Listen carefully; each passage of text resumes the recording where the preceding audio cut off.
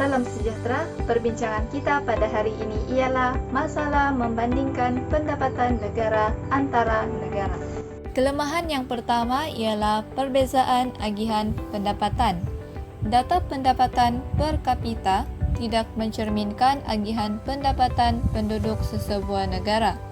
Jadi, PPK sebuah negara, misalnya negara A, lebih tinggi dari negara lain, misalnya negara B.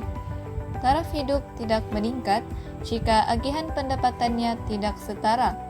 Berbanding dengan negara B, walau PPK lebih kecil, tetapi taraf hidup rakyat secara keseluruhannya meningkat apabila agihan pendapatan lebih setara.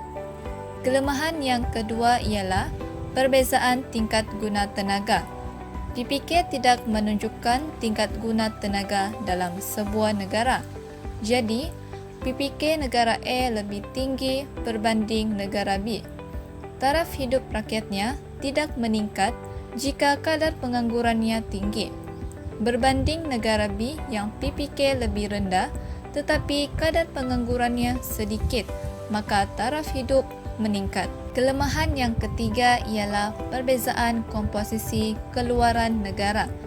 Negara yang komposisi keluarannya lebih kepada barang penggunaan yang memberi faedah secara langsung kepada rakyat akan meningkatkan taraf hidup rakyat.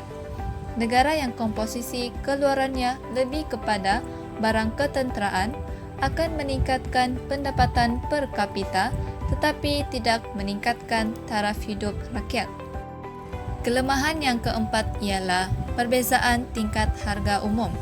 Kenaikan harga akan menyebabkan kenaikan PPK sebuah negara tetapi tidak akan meningkatkan taraf hidup kerana kenaikan harga telah meningkatkan kos hidup rakyat. Sebaliknya, bagi negara yang walaupun PPK lebih rendah tetapi tingkat harganya lebih rendah, maka kuasa beli masyarakat lebih besar dan taraf hidup meningkat. Kelemahan yang terakhir ialah perbezaan masa kerja dan masa rehat. PPK sebuah negara yang lebih tinggi yang berpunca daripada masa bekerja yang panjang dan hanya sedikit menikmati masa rehat, maka taraf hidup mereka tidak meningkat. Sebaliknya, jika sebuah negara yang PPK lebih rendah tetapi mempunyai lebih banyak masa rehat, maka taraf hidup negara ini lebih tinggi. Demikian perbincangan kita tentang masalah membandingkan pendapatan negara antara negara. Sekian, terima kasih.